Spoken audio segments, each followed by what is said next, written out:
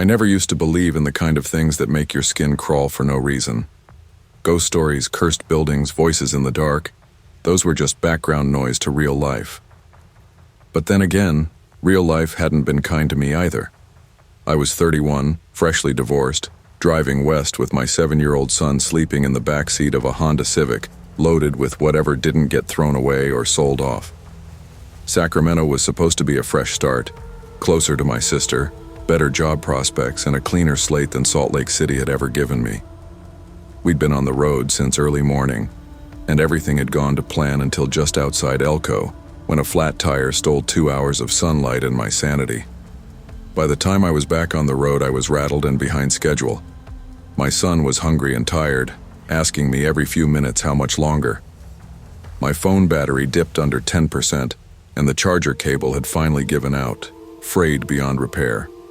I needed to find a charger, snacks, something hot to keep us going. Reno was the first real city in sight, and I pulled off near Nevada Street, hoping to find an open gas station or anything resembling a convenience store. That's when Google Maps showed me a nearby Dollar Tree tucked away in an old, half-empty strip mall. It was 9:15 p.m. Technically closed, but the GPS still marked it as open, and when I pulled into the parking lot, the lights were still faintly on. The sign on the glass door read, "Closed early, back tomorrow." But the door was slightly ajar. I parked near the entrance and left the engine running for the heater. My son, Ethan, was half asleep, wrapped in his dinosaur blanket in the back. "I'll be 2 minutes," I told him, locking the doors behind me as I stepped out into the cold. My boots echoed against the concrete. The wind had that bite that makes you hug your coat a little tighter. I stood at the threshold of the store, one hand on the glass. I could see the front counter, faint light from above casting long shadows across the floor.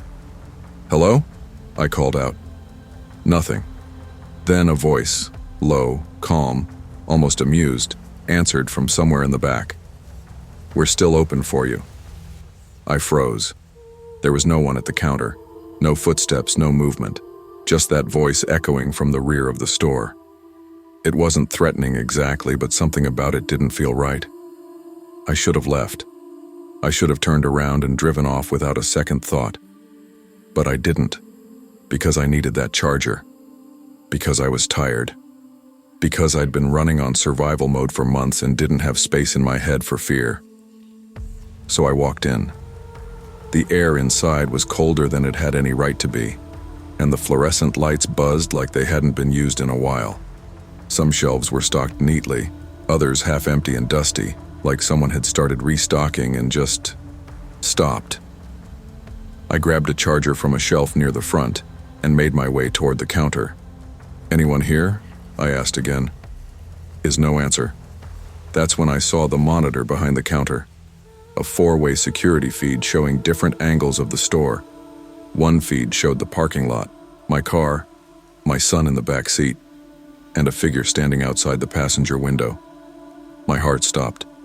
I blinked hard, thinking maybe I was seeing a reflection or shadow. But the figure was real, tall, unmoving, staring into the car. I dropped the charger and bolted out of the store. The cold hit me like a slap to the face as I sprinted across the parking lot, my boots scraping the asphalt. I fumbled the keys, heart hammering against my ribs, but when I reached the car and yanked the door open, Ethan was still asleep. There was no one outside. I spun around, scanning the lot. Empty. The street was dead quiet. No traffic, just the sound of my own panicked breathing. And then, my phone buzzed in my coat pocket. I pulled it out. Screen cracked at the corner, battery now at 1%. An airdrop request appeared on the screen. "Do you need help charging?" I declined it instantly, hands shaking, and yanked the charging cord from the center console even though it didn't work. The phone died in my hand seconds later. I sat in the car, locking all 4 doors and trying to calm my breath. The figure, the voice, the airdrop. I wasn't imagining this.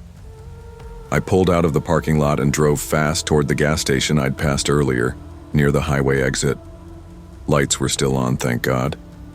I parked and went inside, still holding the dead phone and broken charger. The night clerk behind the counter looked maybe 50, thick glasses, reading a newspaper like it was still the 90s. "Everything okay?" he asked without looking up. "Yeah, no, I don't know," I said, placing the charger on the counter. "Dollar Tree on Nevada Street. Is that still open?" "This place near here," he looked up slowly, folding his paper.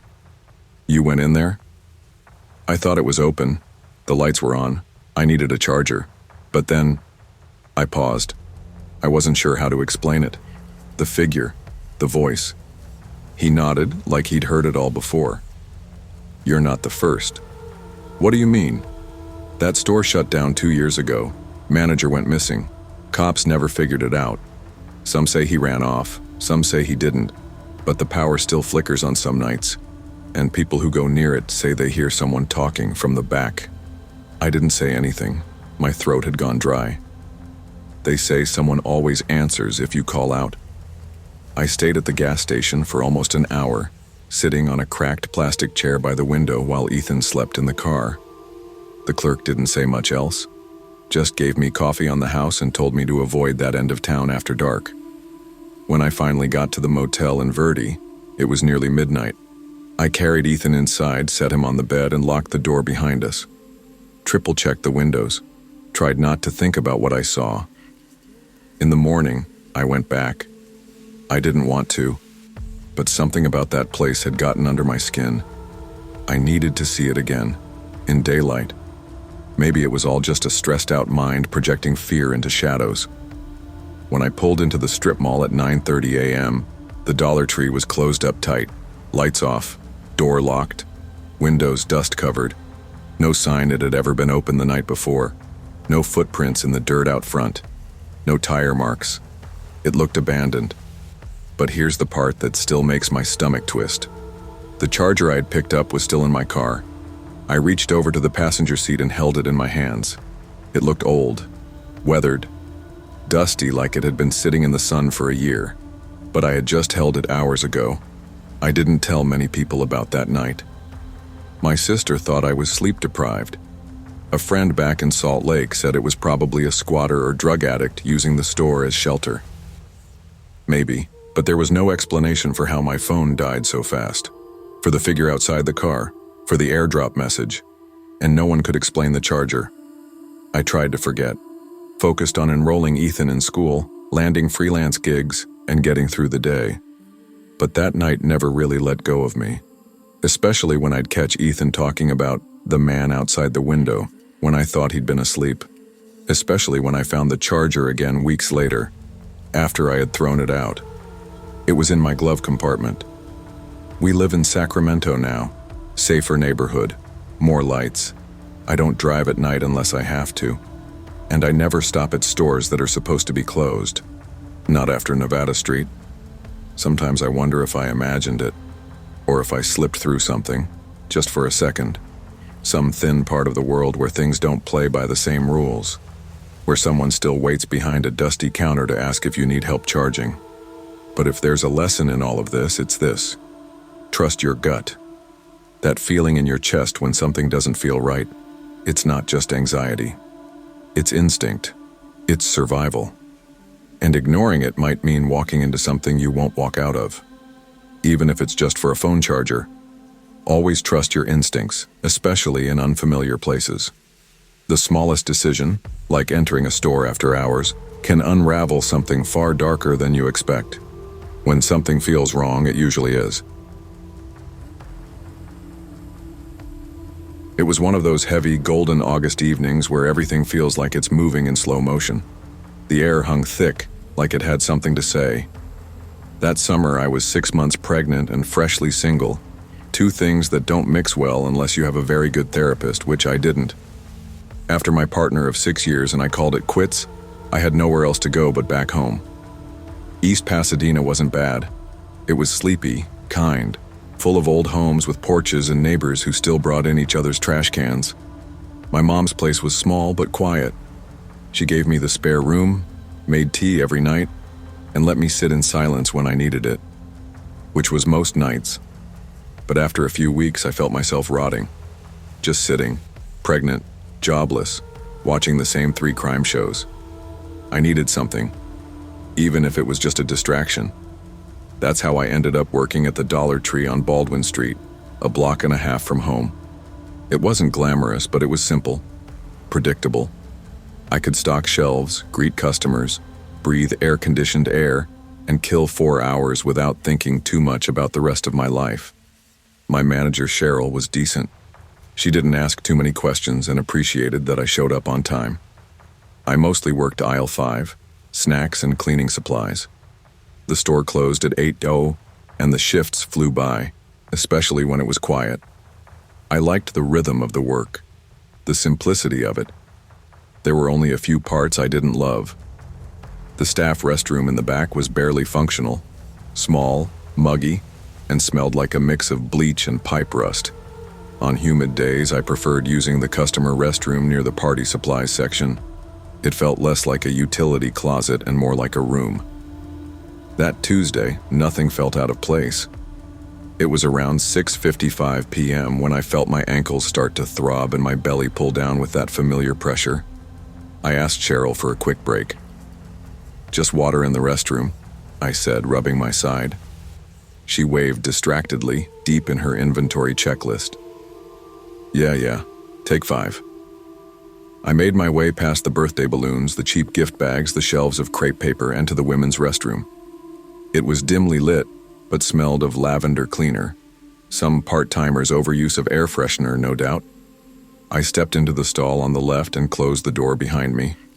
I sat down, exhaled, and let myself melt for just a second. My body ached in places I didn't know could ache. Then I heard it. The faintest shuffle. Not outside, not down the hall, inside the restroom.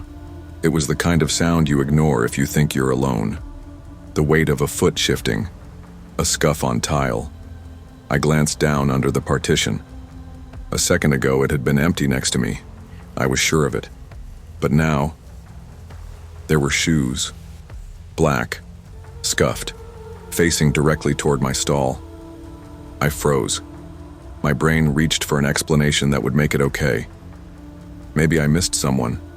Maybe they were quiet. Maybe I was tired. But the silence was too sharp. No breath, no rustle. Just stillness. I whispered, "Hello?" Nothing. I stood up, pulled myself together, stepped out quickly. The stall next to me was slightly ajar. I nudged it. Empty. The shoes? Gone. I backed away, heart pounding, hands shaking as I reached the sink. The mirror showed nothing behind me, but I couldn't shake the feeling that someone, had been there, watching, waiting. I didn't sprint out the door like in the movies. I walked, quickly but controlled, forcing my legs to keep steady. The baby had started to shift uncomfortably with the adrenaline in my chest. I rubbed my belly gently, murmuring to him like I always did when I felt panic creep in. "It's okay, little man. We're okay." The hallway between the restroom and the main floor suddenly felt longer.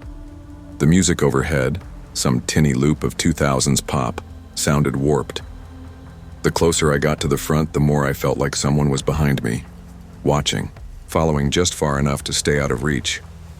When I got back to the counter, Cheryl looked up and furrowed her brow. "You all right?" she asked. "You were gone like 15 minutes.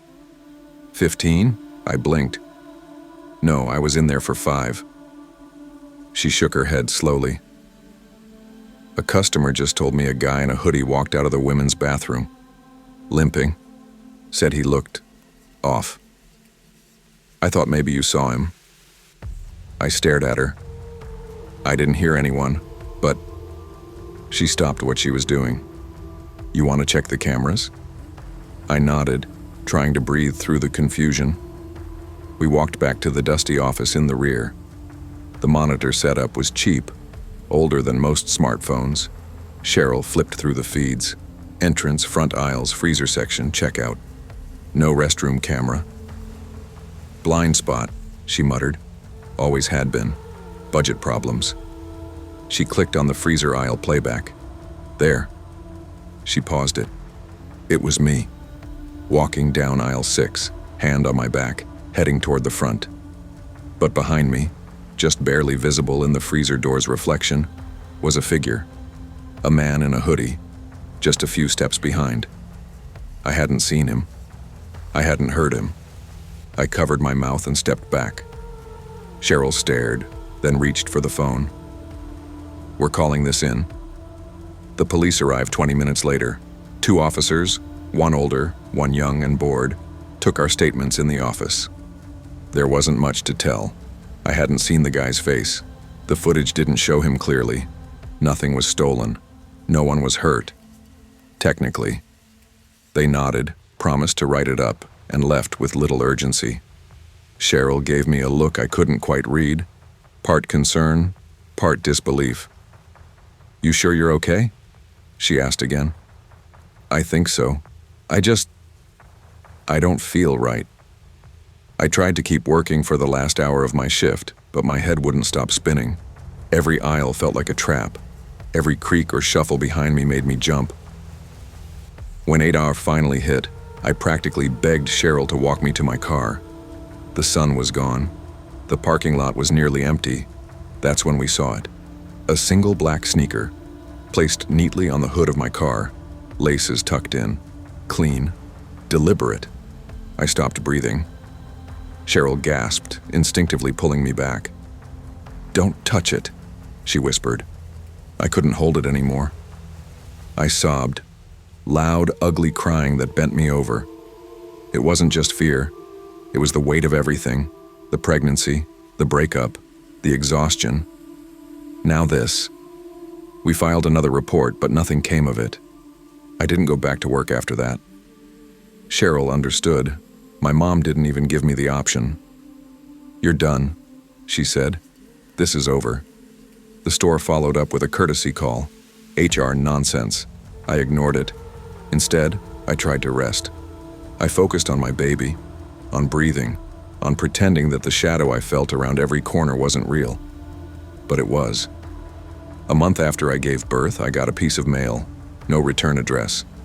Inside was a Dollar Tree receipt, dated August 2021. Time 6:58 p.m. Purchased item, baby gift bag, blue. I nearly dropped my son when I read it. My hands trembled so hard I had to put him down in his crib and sit on the floor. Whoever it was, they knew. They had been there. They'd picked that item at the exact moment I was in the bathroom, the exact moment I felt those shoes. I check my peephole every time I get home.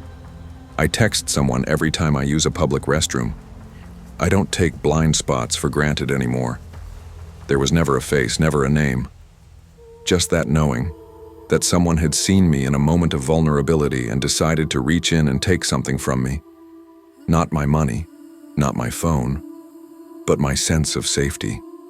And that's the part that stays with you. That's the part they don't always write reports about. I never worked retail again. I found something remote, behind a screen, where I control the angles and the exits. Sometimes I think about that shoe, how clean it was, how deliberate. It wasn't a random man. It was a message, and I got it loud and clear. Trust your instincts. The moment something feels off, it probably is. You don't owe anyone your comfort or your silence, especially when you're alone, vulnerable, and something doesn't sit right. The world has blind spots. Your safety shouldn't be one of them. The thing about rock bottom is, you usually don't notice you've hit it until long after the impact. I was 35, jobless, divorced, and sleeping on a yoga mat behind a Dollar Tree in Charleston when it finally sank in. If you had asked me 2 years earlier, I'd have told you I had a decent life. IT job, good benefits, married to a woman I thought I'd grow old with. Then came the layoffs, the closed offices, the sorry man, it's the pandemic. My marriage didn't survive the pressure. Neither did my savings. I bounced between couches for a while, tried shelters, slept in my car until that got repossessed. Then one night, while taking out trash during my new gig as a part-time stock associate, I noticed the little storage unit out back behind the store, just big enough to lie down in. No one checked it, no cameras, no lock, and most importantly, it was dry. At first, it was just supposed to be a couple nights, just to catch my breath. Then it became weeks. I kept it clean, never stole from the store, showered at a local gym in the mornings. I was always first to arrive and last to leave. Greg, my manager, probably thought I was some kind of overachiever. Truth is, I had nowhere else to go. The store was boring, repetitive, safe. That's what I liked about it. Nobody paid much attention to me. Aisles were easy to restock. Greg stayed in his office most of the time. Some of the high school kids working registers came and went, but I didn't talk much. Didn't need to. Until that Wednesday. It had rained earlier. One of those long, dragging November showers that left everything wet and quiet. By the time I clocked in at 3:00 p.m., the sidewalks were shiny, the glass fogged, and the customers sparse. Perfect, really. But there was a weird feeling in the air, like the store was holding its breath. Around 5 Greg walked down aisle 3 and stopped cold. "Hey, Torres, come here." I joined him, expecting to get assigned more cleaning duty. "Look at this," he said, pointing. The entire row of canned vegetables had been pulled forward neatly. Not one or two. All of them, like someone had been hiding behind them and didn't want to be seen. "Shoplifters?" I asked, though I didn't believe it. Greg shrugged. "Kids, probably. They screw around sometimes. Just reset it." He walked off. But something about it bothered me. I reset the shelves, but my mind kept turning. There were no security camera angles in that spot. It was a blind corner. I started thinking about how quiet it had been that day. Too quiet. At 7 Greg got a call and said he had to leave. Some family emergency. Nothing unusual. I'd closed the store solo before. He trusted me. "You know the lockup drill?" he asked, half grabbing his jacket. "Yeah. I'll finish up." "All right. Don't stay too late." And just like that, I was alone in the building. I turned off the music, started wiping down the checkout counters, turned off the aisle lights one by one. Then came a thud, sharp, solid. From the stockroom. I stopped mid-wipe, listened. There it was again, dragging, like something heavy being pulled. I called out, "Hello?" Nothing. My skin prickled. My throat dried up. I grabbed the box cutter from under the register and headed toward the stockroom. I wasn't ready for what I'd find in there. The stockroom smelled like cardboard and old mop water. The motion light overhead flickered, trying to decide whether to stay on. It finally gave up and bathed the room in a soft, weak glow. That's when I saw the crates. Someone had stacked them, carefully, deliberately, into a tunnel. It started by the back shelf near paper towels and snaked toward the emergency exit. That door, it was cracked open, just a sliver, but enough to let in the chill. No alarm had gone off, no beeping, and there was no wind strong enough to open it like that. I hesitated, then whispered, more to myself than anyone else. "You're not supposed to be here." I stepped inside the tunnel. My boots squeaked slightly on the slick floor. The crate smelled faintly of bleach and dust.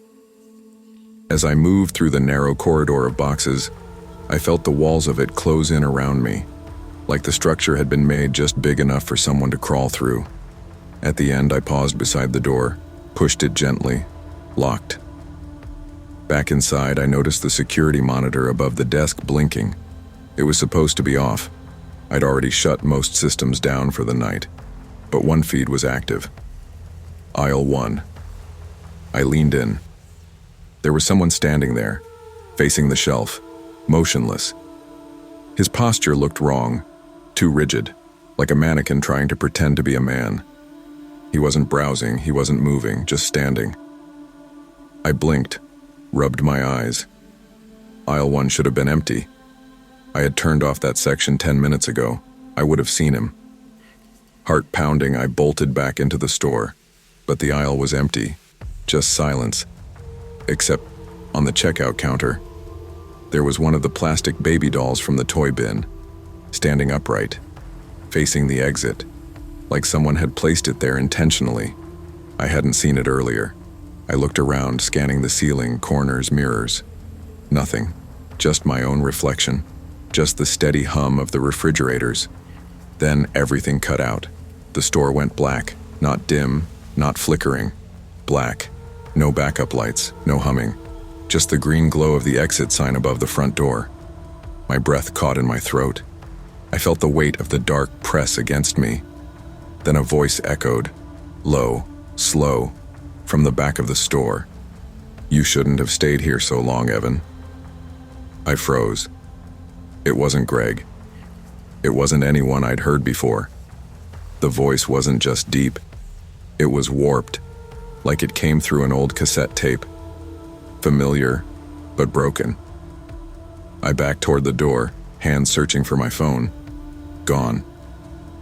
Charger cord still plugged into the break room outlet, but the end was snipped clean. I ran for the front doors, yanked on the handle. Nothing. They didn't budge, not even a rattle. The lock mechanism had jammed. Or been jammed. I felt trapped. Like a mouse in a box. Then came the third sound. A thud. Closer. Followed by the unmistakable scrape of nails across cardboard. I turned just in time to see movement in the crate tunnel. Someone was crawling. No. Sliding. A flashlight beam flickered from their forehead, casting their face in shadows, except their eyes. Their eyes glowed white from the reflection, never blinking, fixed on me. I didn't wait. I climbed the side shelf like a madman, knocked over boxes, kicked the vent panel open above the break room door, and pushed through it like I was born to escape. I tumbled out onto cold, wet concrete behind the store. My feet hit the ground hard, bare. I hadn't noticed I lost my shoes. I ran, soaked in fog, all the way to the barber shop next door. Slammed both fists on the glass until someone inside moved. The police didn't believe me at first. They arrived 15 minutes later, walked through the store, checked every aisle, every room, nothing. Everything was reset. Shelves clean, emergency door locked from the inside. "No sign of forced entry," one officer said. "No damage," the other added. But then one of them called me over.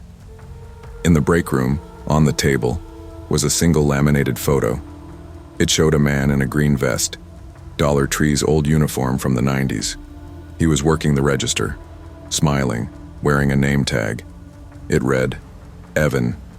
Same name, same spelling. But this photo was clearly old, grainy, faded. And the product labels on the shelf behind him hadn't existed in 2 decades. The cop asked me if I had any relatives who worked here before. "No," I said, staring at the photo. "Never." He looked at me sideways like I was holding something back. I wasn't. At least I didn't think I was.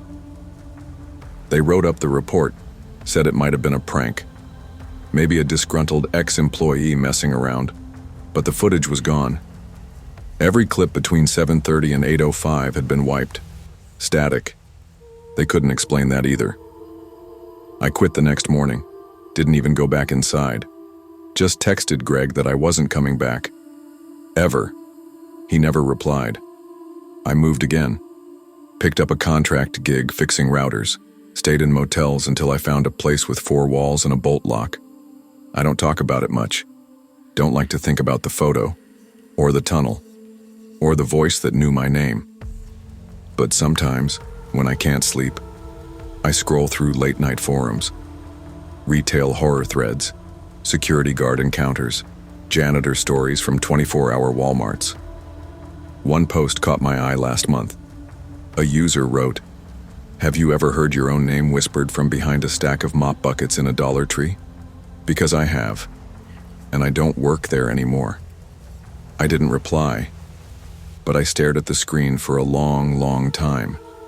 Because some doors don't lock, and some jobs you never really leave. Sometimes we stay too long in places not meant for us. Jobs, relationships, routines, believing safety lies in familiarity. But the longer you stay in a place that doesn't want you, the more it consumes you. Pay attention to the signs, listen to your instincts, and never ignore the door that never locks. It may be open for a reason. The thing about starting over is that sometimes you really, really mean it, even when everything feels like you're going backwards. I was 40, newly single after 6 years of marriage, and trying to rebuild a life for my daughter, Sophie, and me. We'd moved back to my mother's house in Atascadero, with what felt like 3 suitcases and a bucket of emotions I couldn't contain. I promised Sophie we could still make Halloween feel normal. That meant cheap decorations, matching costumes, an evening just for us. There was a Dollar Tree around the corner from Mom's place, and I thought it'd be easy, simple dilly-dallying through aisles, letting her choose the plastic pumpkins or fake cobwebs, hymns of childish delight washing over us. That's how it started. I wore a brave smile, even when a part of me hurt so badly I could hardly breathe.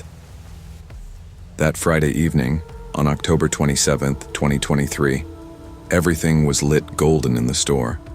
The sun angled through the front windows, painting long shadows across the snack section. Inside, the store felt warm in that bittersweet way, like a memory you're not ready to let go of. Sophie, all 5 years of her, ran toward the seasonal aisle the moment we entered. "Mommy, look at this witch with green hands," she squealed, holding up a costume headband with long fake hair and a shriek of delight in her voice. I nodded and smiled, managed at least. "Of course, baby." I scooped up a bag of plastic pumpkins and fake spiderwebs, then told her, "Stay right here. I'll get tape from aisle 6. Shouldn't be more than 30 seconds. That's when it happened. I walked 20 steps and turned back, and Sophie was gone. My heart stopped, then pounded so loud I thought everyone in the store could hear it. At first, I told myself she must have wandered, but kids never wander far when they want candy decorations. Something prickled in me, hard. I sprinted to the next aisle. "Sophie?" Louder, then the next. Her tiny giggle didn't answer. A frail shred of panic started weaving in my chest. I felt like the floor under me was tilting. At the front, the cashier, a young guy in his 20s, was ringing up a pack of chicken-shaped erasers. I slammed my hand on the counter. "Excuse me, have you seen a little girl in a witch headband?" He shrugged, distracted. "I just got here, no clue, sorry." Another customer paused. "I think she went toward the storage door back here." My legs went weak. I approached that do not enter door, half expecting someone to yell at me, but it wasn't the sign or an employee that stopped me. It was silence. A silence so heavy I swear I heard my blood roaring. I pushed it open and shouted, answered. "Sophie?" My voice ripped into the dim stockroom. Nothing. Then, a faint giggle. Too slow, too hollow. I stepped in. The boxes smelled like stale cardboard and bleach cleaner. Halloween masks lay ripped open on the floor. A black plastic cauldron lay upside down, like it had been dropped in a hurry. And then I saw the sneaker. One of Sophie's little pink sneakers, alone, near a mop bucket. I screamed her name and spun around.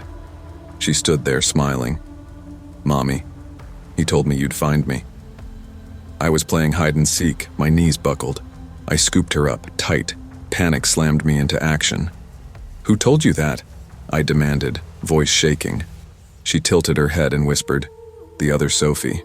She looks like me but with no eyes." My blood ran cold. I gathered her and exited, not looking back. At the checkout, I barely paid. Just handed over a few bucks, grabbed the bag, and fled. At home, I tried to talk it through. Maybe she overheard a story. Maybe Halloween hype twisted her imagination. But when I emptied the bag, I found something I hadn't bought. A cracked porcelain witch doll, its face melted and twisted. I froze. My hands shook. "Sophie, did you grab this?" She shook her head. She gave it to me. I felt the floor drop. The next morning, I dragged myself back to the store. I needed answers. The assistant manager, Lori, grew pale when I showed her the doll. "We don't carry porcelain dolls. Not since last year. They smelled weird. Cursed," someone said. I threw the last one in the dumpster myself. That doll was the same. We reviewed security. In the seasonal aisle footage, Sophie appeared. She talked animatedly, but to no one. Then, her image flickered, split. Two Sophies appeared for a moment before the feed glitch shattered the view. When Lori saw that, she swallowed hard. It didn't show on any camera. It just appeared. Ma'am, that doll never scanned. It never registered. I burned the doll that night in my mother's backyard. Sophie cried, telling me her friend was gone now. For days, she sleepwalked. One time, she clutched one of my old childhood dolls and hummed a song I didn't recognize. I don't shop at Dollar Tree anymore. I don't let Sophie pick her own Halloween costume. Sometimes, in the quiet hours before dawn, I wake up and think I hear her whisper, "Mommy?" I'm still in the costume aisle. That one wasn't me. Even now I feel that presence, that second Sophie, watching from the corners of imagination, dark and silent. When a child describes something only they can see, it's not safe to dismiss them as dreaming. Their innocence may invite things beyond our world. Protect their space and your own by listening, even when what they say frightens you most. Trust your gut. Sometimes the most ordinary places still hold the unknown. There are places that look like nowhere, just stretches of cracked concrete and faded signage, the kind of forgotten spots you only see when you're lost or desperate for gas. That's how I found the town, halfway between two exits I hadn't meant to take. I was drifting after a breakup, chasing cheap rent and quiet days, and landed in this roadside pocket of America, like a coin in a vending machine that didn't quite drop. The Dollar Tree job came easy. No resume. Just a handshake from the manager, Michelle, who seemed too tired to care why I was there. "We're short-staffed," she told me. "You show up, you're hired." So I did. It was a freestanding store with faded green trim and a parking lot that had more potholes than stripes. Right beside it was a rundown gas station with flickering lights and one lonely vending machine that never worked. The only traffic came from travelers on the highway, and the same 5 locals who came in for cheap snacks or cat food. I mostly worked evenings, alone until my coworker Jared clocked in later to help close. He was a year or 2 older than me, the kind of guy who always had his phone out and a joke ready.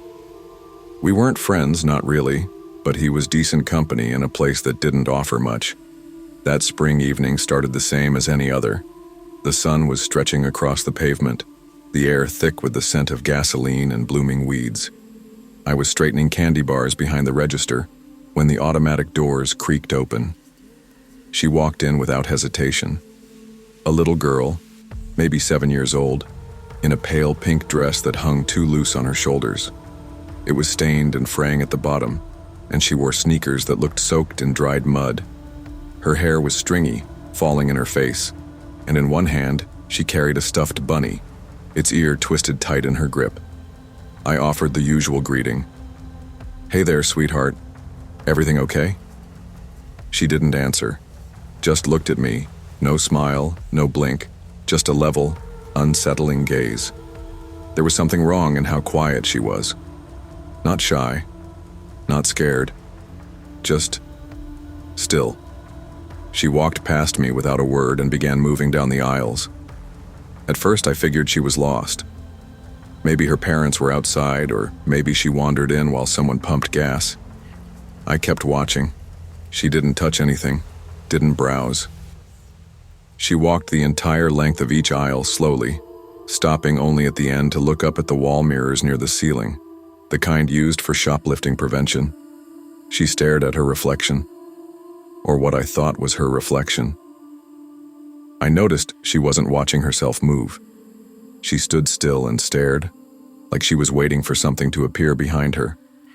After 10 minutes of this strange loop, I finally stepped out from behind the counter. "You all right? You looking for someone?"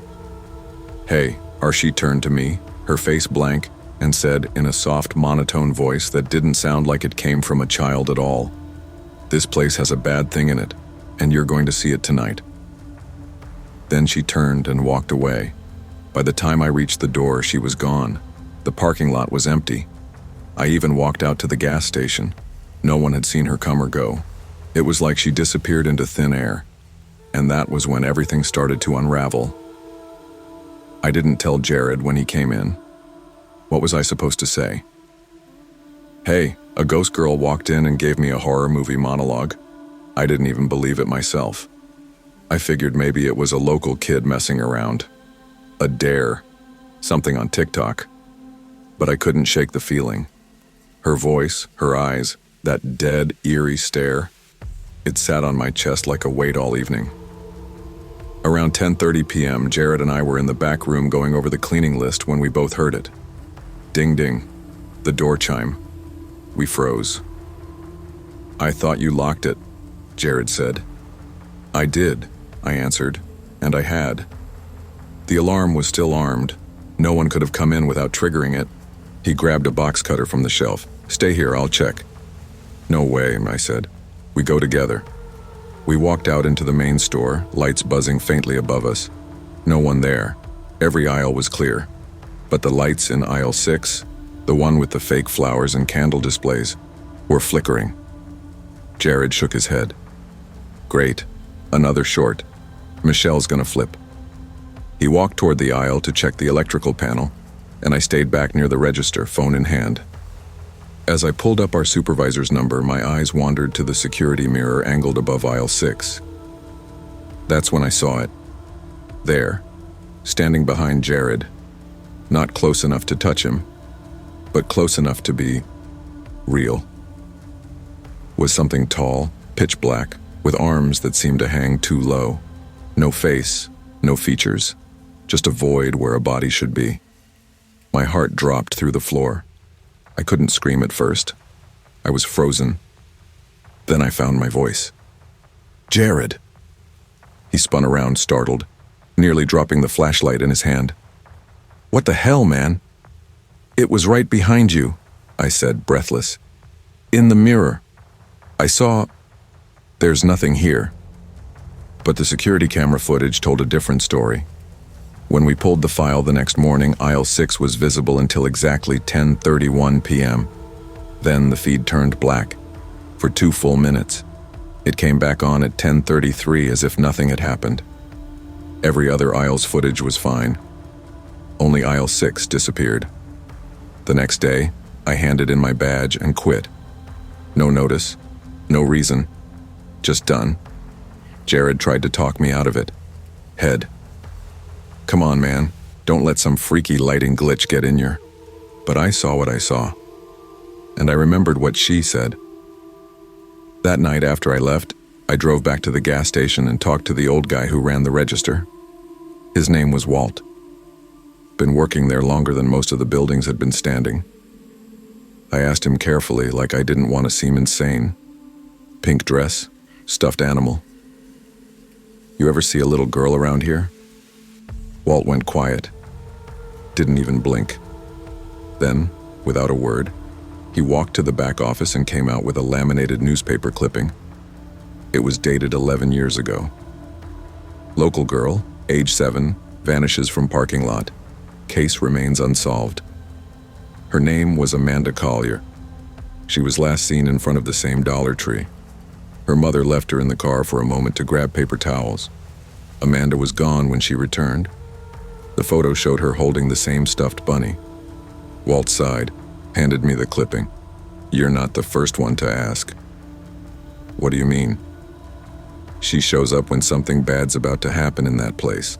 Not often, every few years, always alone, always with the bunny. I felt sick. She tried to help you, he added, tapping the photo. And I believed him.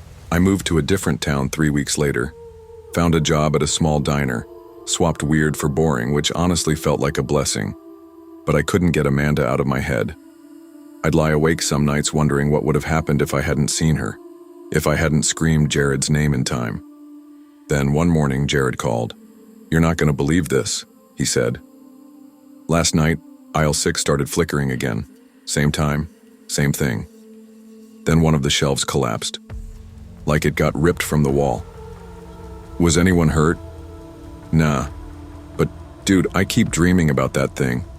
I can't sleep. He asked me if I thought the girl was still watching, still trying to warn people. I didn't have an answer. 1 week later, I drove past the store one last time. just to see it. It was mid-afternoon. Clear sky, normal traffic. Everything looked normal. Until I saw her, standing near the far corner of the lot. Same dress, same bunny. She looked up. Our eyes met across 50 feet, and she shook her head, slow, steady, like a warning. I didn't get out of the car. I never went back. A few months later, the store shut down. No explanation. Just boarded windows and a for lease sign taped crooked on the glass. Some say it was financial. Others say the building had structural issues. But I think Amanda stopped showing up because there was no one left to save. Sometimes the people we're quick to ignore are the ones trying to protect us.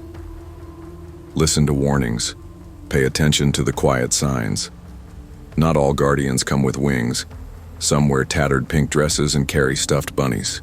And sometimes knowing too much can be the only thing that keeps you alive. There's something unsettling about slow retail stores, the kind where the clocks tick louder than the customers talk. I took the job at the Dollar Tree thinking it would be an easy way to earn money while I figured my life out. I had just dropped out of college after my dad got sick. I needed the money, and the store was 5 minutes from home. Simple, quiet, nothing complicated. It sat on the edge of town near a faded strip mall, a tired place with more empty storefronts than open ones. Inside, the fluorescent lights buzzed faintly overhead, and the shelves were never quite stocked right. Something was always missing. Soap, paper towels, batteries. Like the place didn't really want to be useful. I worked evening shifts, mostly Tuesdays through Fridays. Tuesdays were the slowest. Most people were at work or stuck in traffic, so I'd spend hours tidying shelves that didn't need it and pretending to check inventory logs. Sam, one of the other clerks, worked the earlier shifts. We didn't talk much outside of work, but during overlaps, we'd chat behind the register, sharing dumb stories and energy drinks. He nicknamed the place the Land of Forgotten Lists, since no one ever remembered what they came for. For the first couple months, nothing out of the ordinary happened. I kept to myself, got used to the rhythm, sweep, stock, clock out. That was it. Until one Tuesday in early October. It was around 4:45 p.m. A woman walked in, middle-aged, maybe early 50s. She wore a faded floral dress, brown flats, and had her dark hair tied back in a low, tight bun. No purse, no phone, just her. She didn't greet me, didn't glance around. She walked slowly directly to aisle 8, where we kept cleaning supplies, picked up a single bottle of bleach, held it for a few seconds, then set it back on the shelf. After that, she'd stand perfectly still at the end of the aisle facing the back storage room door. For 15 minutes. Then she'd leave. Every Tuesday. Same time, same pattern, same bleach bottle. After the third week, Sam started calling her the Tuesday lady. We joked maybe she had a weird obsession with bleach or was practicing for a performance art piece. But the more I watched her, the less funny it felt. Her movements weren't casual. They were focused. Her face wasn't blank. It was watching, almost straining, like she was listening for something only she could hear. She never looked at us, never acknowledged anything. Just bleach, stare, leave. And I started to wonder what she was really seeing. I finally saw her up close on week 6. I was working the evening alone. It was already getting dark outside, and the store was dead quiet, except for the low hum of the fridge by the drinks. She came in, just like always. I watched her head straight to aisle 8. The usual steps, walk, bleach, stare. But that day something pulled at me. Curiosity, maybe unease. And I decided to approach her. I walked slowly, trying not to spook her. When I got close enough to speak, I said, "You need help finding anything?" "Ma'am?" She didn't look at me at first. Then slowly she turned her head. Her eyes were glassy. Not vacant, not crazy, just distant. Like her mind was somewhere miles from where we stood. When she spoke, it was barely a whisper. "He's still here. I can feel him." Before I could say a word, she turned back around and walked out. Left the bleach behind. Didn't look back. I stood there, unsure if I had misheard. I felt like someone had pressed ice against my spine. The store suddenly felt too quiet. That night I asked Marcus, the store manager, if he knew anything about the woman. At first he just shrugged it off. Oh, her. Yeah, she used to come in a lot a few years back. Never bought anything. Creeped the staff out sometimes. Do you know who she is? He hesitated. She was married to Michael, our old janitor. I asked what happened to him. Marcus sighed. He disappeared, worked a Tuesday shift, stayed late, never clocked out. We found his car in the lot the next morning. Cops looked into it, but it went cold fast. No leads, no footage, just gone. I stared at him. And she kept coming back? For a while, yeah. Asking questions, handing out flyers. Then one day she stopped talking, but she kept showing up, like she was waiting. I asked him why no one told me this before. Didn't seem important. Besides, he said, some things are better left alone. I didn't sleep that night. The following Tuesday, I asked to cover the office. Told Marcus I'd do the nightly report and watch the cameras. He didn't question it. He never liked doing that stuff himself. At exactly 4:36 p.m., she came in. I watched her on the grainy CCTV feed. One camera faced aisle 8. Another covered the back of the store near the exit. The image flickered now and then, cheap equipment and old wiring, but it was enough. She walked to the bleach shelf, picked up the bottle, held it. Then, in the frame, something else appeared. A shadow. Human-shaped but faint, like it wasn't fully there. It stood behind her, just a foot or two away. On the footage, it looked like a man in uniform, coveralls, work boots, the kind janitors wear. His hand lifted slowly toward her shoulder. She didn't flinch. The feed stuttered, then glitched. The timestamp jumped ahead 6 minutes. When it resumed, she was gone. The bleach bottle lay sideways on the floor. I bolted out of the office and ran to aisle 8. Empty. No sign of her. I checked the parking lot. Her car, if she ever had one, wasn't there. It didn't make sense. I checked the camera again, rewound. Same glitch, same missing time. I told Marcus. He barely looked up from his paperwork. Probably a glitch, he muttered. Those cameras freeze all the time. But I knew what I saw, and I wasn't laughing anymore. She never came back after that. Not the week after. Not the week after that. At first I told myself maybe she was done. Maybe she moved. Maybe the glitch was in my head. But I couldn't let it go. I started coming in early on Tuesdays just to check.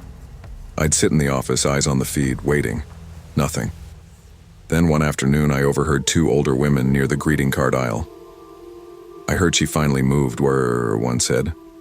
Never stopped waiting. Poor thing. That husband of hers just vanished and she... Shame. The other replied. Some people never get answers, just ghosts. That was it. No mention of where she went, no name, no final goodbye. She just stopped showing up. I wanted to believe she'd found peace. That maybe somehow what she was waiting for, what was waiting for her, had found a way to say goodbye. But part of me wondered if it was something else. Something darker. I don't work at that Dollar Tree anymore. I left a few months later.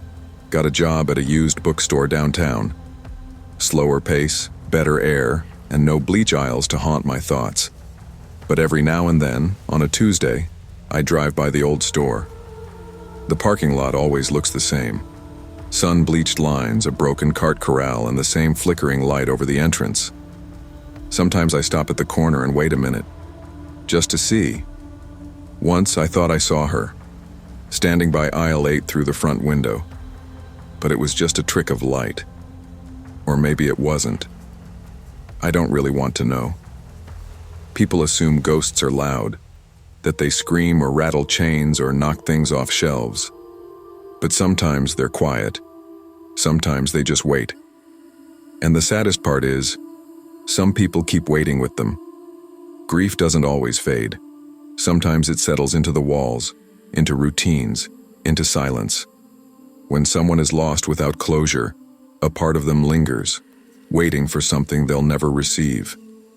And if we're not careful, we might find ourselves standing still in aisle 8, holding a bottle we never meant to buy, haunted not by what we saw, but by what we never understood. I'd landed the job at the Dollar Tree mostly by accident. After college didn't pan out, I drifted into town and needed something flexible. This store was smack in an older shopping complex.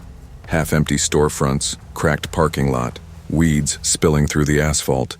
Surrounding businesses had closed. A pawn shop, mattress outlet, rundown laundromat. The place felt forgotten. Inside, low shelves rattled, fluorescent lights buzzed, and cameras flickered occasionally. Slow days were normal, or felt safer. I worked evenings until 9 p.m., usually with Mia as my closer partner. We were part-time cashiers, not expecting surprises. For snacks or toiletries, customers mostly came in and out. One night in early June, however, something shifted. At exactly 8:15 p.m., the door chimed. I looked up and watched a man step in wearing a dusty green hoodie, hood pulled low, his hands shoved deep into the pockets. He had dark jeans and sneakers. Nothing unusual, but his presence felt out of place. He didn't carry a phone. He didn't glance around. He just walked. Slow. Silent. He made a single loop through the store without picking anything up. Then he stopped in the seasonal aisle, 5 feet past the front end. There he stood, motionless, for exactly 5 minutes. Then he turned and left, without making eye contact or saying anything. Mia glanced up from stacking paper towels. "Was that your ghost?" she asked with a laugh. "Dollar Tree specter." I tried smiling back, but something about the man's routine rattled me. The next night at the same time, I nearly missed him because I was restocking down the cleaning aisle. I looked up to see that same figure. Again he looped, again 5 minutes in seasonal. Mia was off.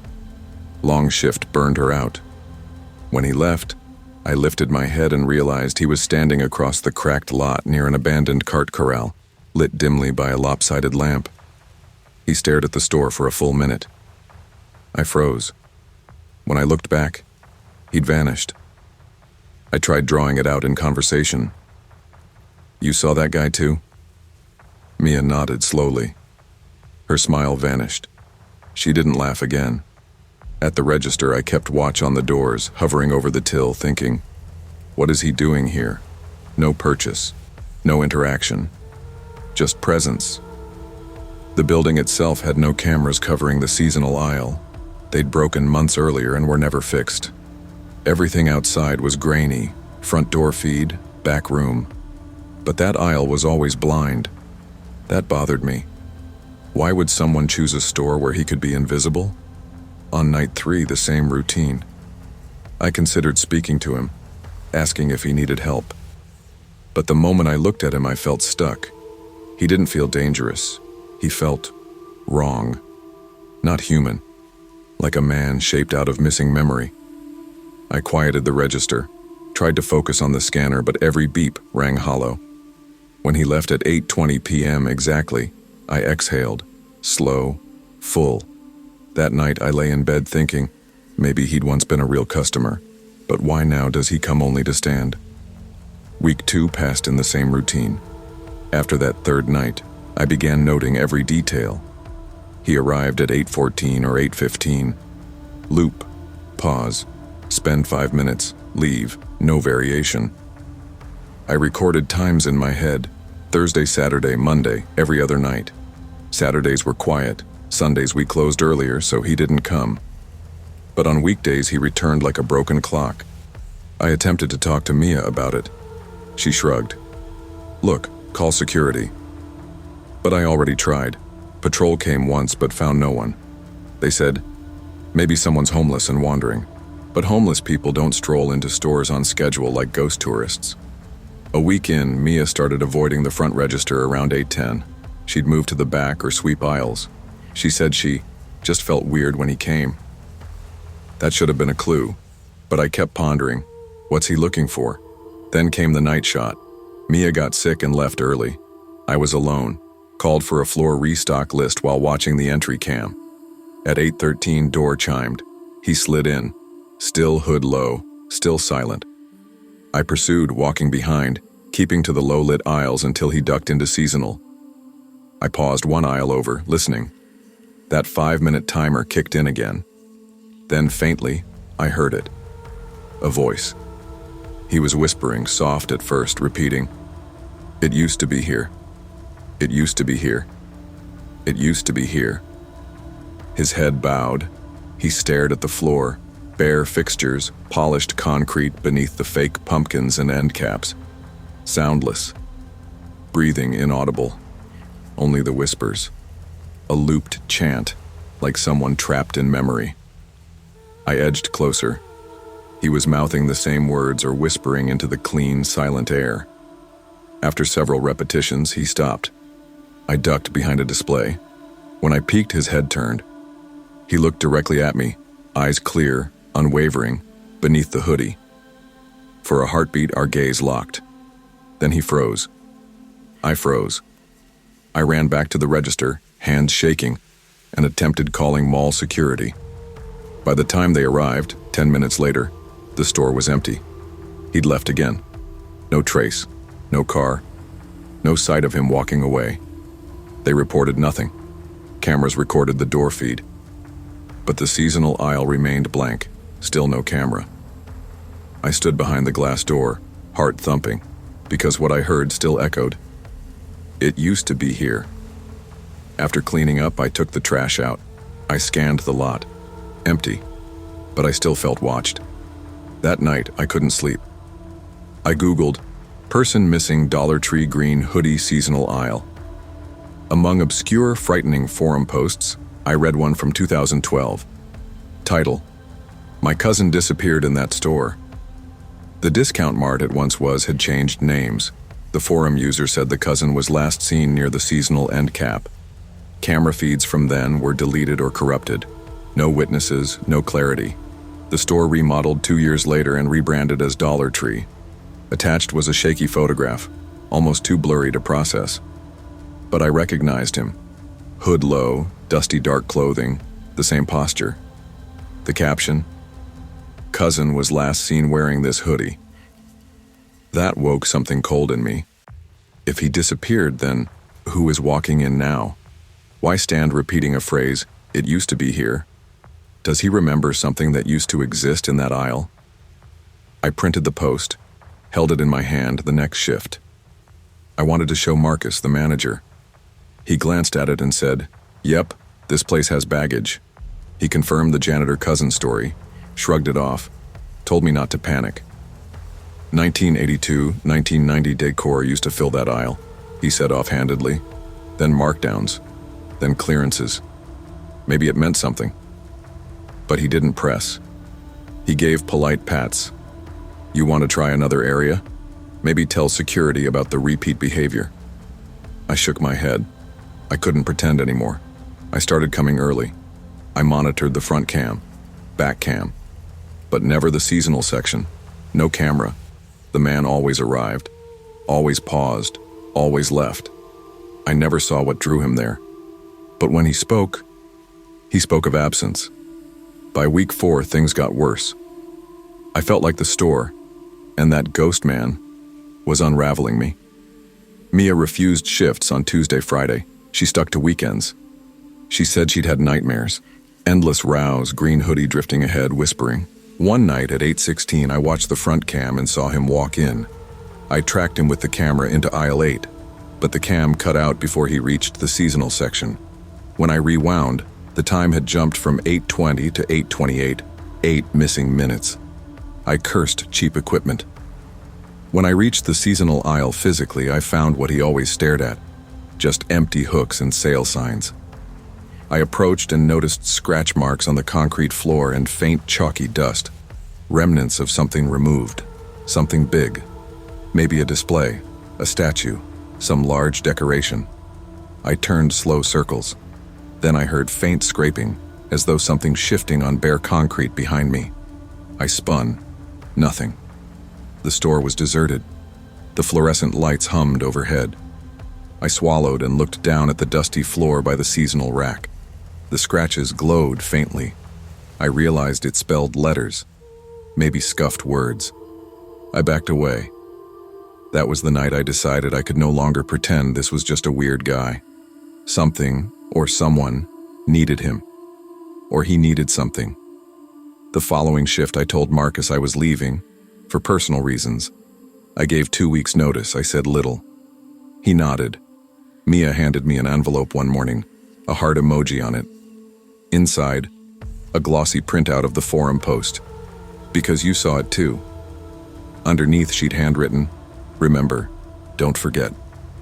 I walked out the final evening, wiped down my station, locked the door.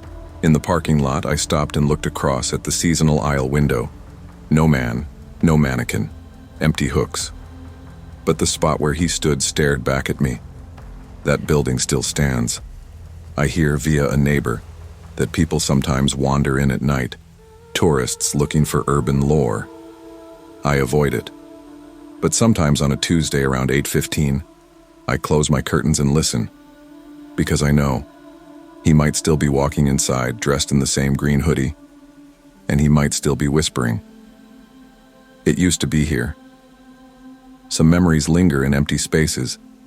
Places change, but the people they once held don't always move on. When someone returns night after night without purpose, maybe they remember what was lost, or what should never have disappeared. And sometimes, it's not about what you see, it's about what used to be. Be cautious in forgotten places, because sometimes the past isn't ready to leave, and it may expect you to remember too. I never planned to stay at Dollar Tree longer than 6 months, just a holdover job while I figured things out, like 1,000 other people in retail. But time slipped by. First it was 6 months, then a year. Before I knew it, I was the evening shift supervisor at the store on the edge of town, the one sandwiched between a grimy liquor shop and a pizza joint that hadn't cleaned their windows since the 90s. The parking lot lights only half worked. The sign above our door blinked like a tired eyelid. But I liked the quiet. Evening shifts were calm. A few regulars passed through for toilet paper or snacks. We'd sweep, we'd stock, and clock out. No stress. That night, though, the one with the baby monitor, that night never sat right with me. It was a Wednesday late fall. We were 2 weeks out from Thanksgiving, and the aisles were full of turkey decorations and $1 foil pans. Around 7:30 p.m., a woman came in. She looked to be in her late 20s, mid-30s maybe, dressed in a navy peacoat and scuffed boots. She held a folded flyer in one hand like it had been clenched tight for hours. Her eyes darted like she didn't know whether to run or collapse. She walked straight up to me at the front register and said, "Do you have baby monitors?" I blinked. Not because it was an odd question, we had toy electronics sometimes, but because of how she asked. Like it wasn't just a question, like she needed it more than she needed air. I told her no, not really. Kind. We sometimes carry little toy ones, but nothing real, not like the video. She nodded but didn't say anything else, just turned and headed toward aisle 3. At first I figured she'd leave, maybe just wandered in off the street, but 20 minutes later, I saw her still there, still walking slowly along the toy and electronics aisle, staring at the shelves, holding what looked like a photograph. I decided to check on her. She was crouched down, staring at the bottom shelf. I opened my mouth to ask if she needed help, but stopped cold. She was whispering. Not to me, not to herself, just whispering. In front of her sat a box. Yellowed, dusty, wedged behind a row of foam dart guns, a plastic baby monitor set. Old, discolored, the kind you'd see in the early 2000s. I swear I'd never seen it before. There was no barcode. The packaging was warped like it had water damage. One antenna was snapped off. The monitor looked beat to hell. She picked it up, her hands shaking. Daughter's room. "This is it," she whispered. "This is the exact one from my." I crouched down slowly. "Are you sure? It's an old model. We don't sell anything like this." She turned to me, and I'll never forget her face. tired, worn, and terrified. "She's been missing 2 years," she said. "We use this exact monitor. That scratch near the corner. I made that pulling it off the dresser the night she disappeared. I threw this away right after, I remember." I felt my stomach twist. "Ma'am, are you saying this is yours?" She nodded, then silence. I heard her voice through this. Right before she vanished, she said, "He's here." I scanned the box. The register blinked red. Item not recognized. I tried punching it in manually. Nothing. It didn't exist in our system. I let her take it. I had to. Watching her cradle that thing was like watching someone hold a lost piece of their soul. As she left, she paused at the door, looked over her shoulder. "I don't know if I'll ever see her again," she said, "but I think she's still trying to reach me." And then she was gone. I thought that was the end of it. The next morning, the monitor was back. Same dust, same broken antenna, sitting on the exact same shelf in aisle 3. I thought maybe she returned it. Maybe it was a prank. But when I checked the footage from the night before, there was nothing between 8:30 and 9 crow. The entire DVR file was corrupted, static, just blank. I brought it up to the manager. He half joked it was a power surge. "Place," he muttered. "Too much bad wiring. Electronics don't last in this," but I saw the look on his face. He was rattled too. Later that week, a mom came in with her son, maybe 7 years old. As they passed aisle 3, he paused, stared at the toys. Then he pointed to a walkie-talkie set and said, "I hear her. She's crying." The mom laughed nervously. "Hear who?" "The girl," he said. "She's in the radio. She said help me." We wrote it off as a child's imagination until 3 other customers reported hearing static or whispers from the same area. One teenage girl swore her Bluetooth earbuds picked up a strange signal in aisle 3. A repeating voice, something like, "He's here." I tried to stay skeptical. Old wiring, crossed frequencies, radio interference. But every time I walked past that shelf, I felt it in my chest. That squeeze, like something unseen was watching. Then came the night I decided to toss it. It was late, near close. I put the monitor in a black trash bag, walked it to the back dumpster, and made sure it was buried beneath cardboard and expired cleaning product. Slammed the lid, locked it. Next morning, it was sitting on the register counter. No note, no explanation. Just blinking, slowly. Red light pulsing like a heartbeat. We had no explanation for how it came back. I asked the morning associate, Janet, if she saw it when she opened. She shook her head. It wasn't there when I walked in. I turned around to count the till and bam, it was just sitting there. I didn't sleep for 2 nights. We tried again. Marcus tossed it into the baler machine used for cardboard. His thinking was, crush it. End of story. But the next day, it reappeared in aisle 3, back on the bottom shelf. The dust on it never changed. We even tried locking it in the supply closet. Same result. Always back, always blinking. Eventually, corporate got wind. A regional manager came in, looked at the weird inventory reports and corrupted DVR footage, and declared an inventory investigation. That aisle stayed blocked off for days. When it reopened, they'd ripped out the shelves and replaced them completely. The monitor was gone after that. Not thrown out. Gone. As if it had never existed. I thought maybe things would go back to normal. They didn't. Weeks later, we started hearing static from the store intercom, even when it wasn't in use. Low white noise, crackling, sometimes a whisper. One night, we shut down late. I was alone counting the register. The speaker above the front end popped and hissed. Then a voice came through, clear and unmistakable. A little girl's voice, soft, sad. He's here. And that was it. Some echoes aren't made of sound. Some memories imprint themselves into places, especially places where pain lingered too long. In a world full of cheap products and fast transactions, every forgotten item might carry a weight we can't see. Not everything lost stays gone, and not every voice can be silenced, especially if it still needs to be heard. You work enough night shifts in a place like Dollar Tree and you start to think you've seen it all. Angry customers, expired coupons, parents screaming at their kids, even someone trying to shoplift a single box of tissues.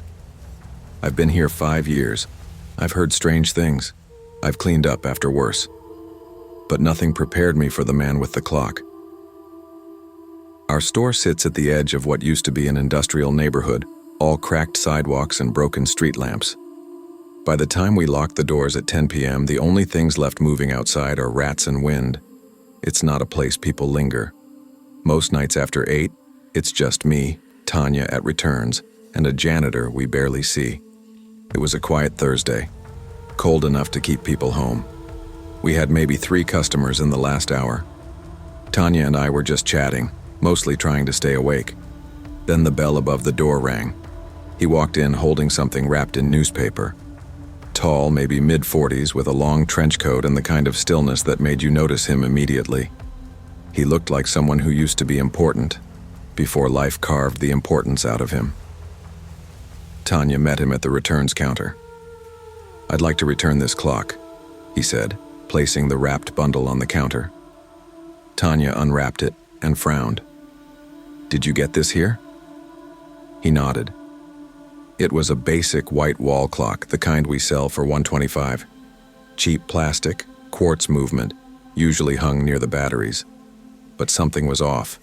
The minute hand was twitching, jerking in little bursts, moving too fast, then freezing, then spinning wildly again. No ticking, just movement. "Did you leave batteries in it?" I asked. He shook his head. "No, took them out weeks ago."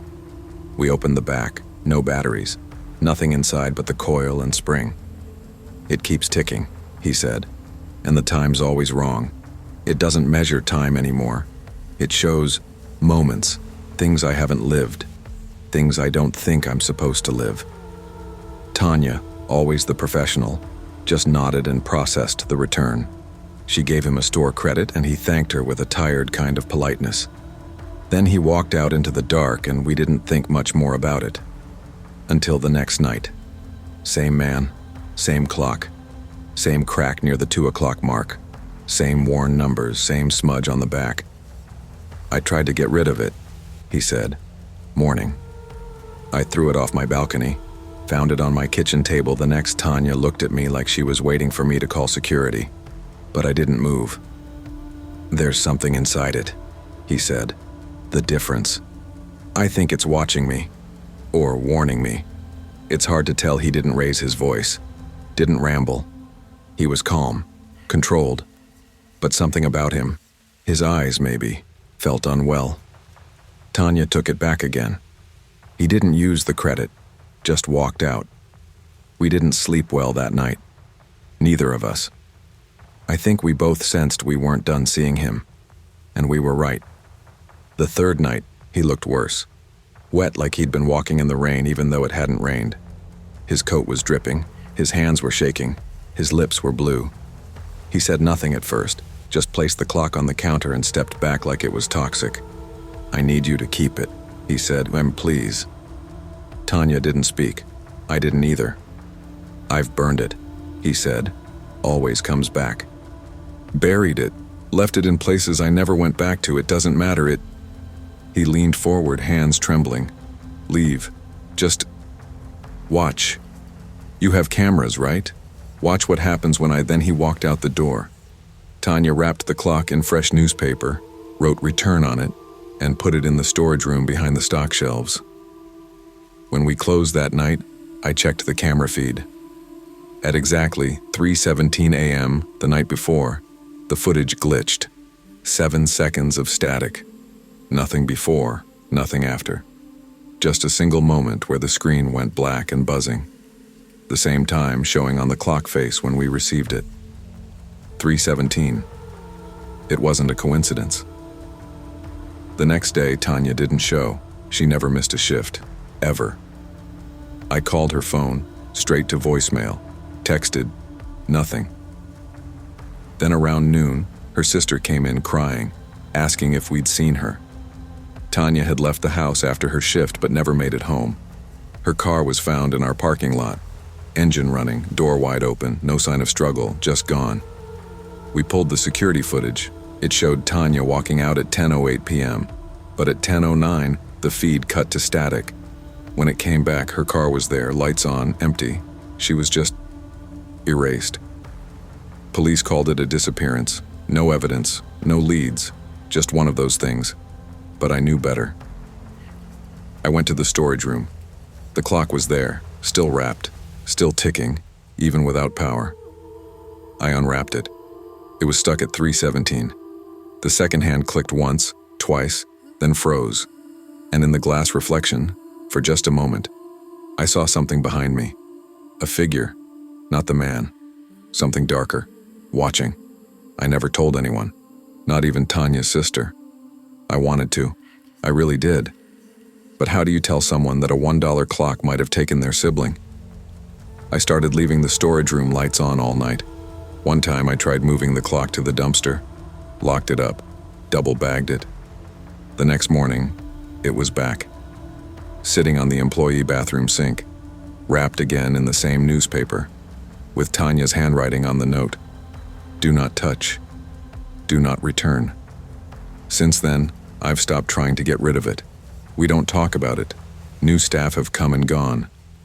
The clock stays in the storage room on the top shelf, behind a box of unsold tinsel. We don't look at it. We don't touch it. But every once in a while, when I'm alone doing closing checks, I'll hear a quiet tick. And always, when I glance at the time, the display shows 3:17 a.m. Even when it's nowhere near that hour. Some things are not meant to be returned. Some moments cling to objects the way smoke clings to old curtains, quiet, lingering, poisonous over time. There are forces in this world we cannot explain, wrapped inside the ordinary, waiting for us to notice. And sometimes the most dangerous thing isn't what we see, but what we choose to dismiss.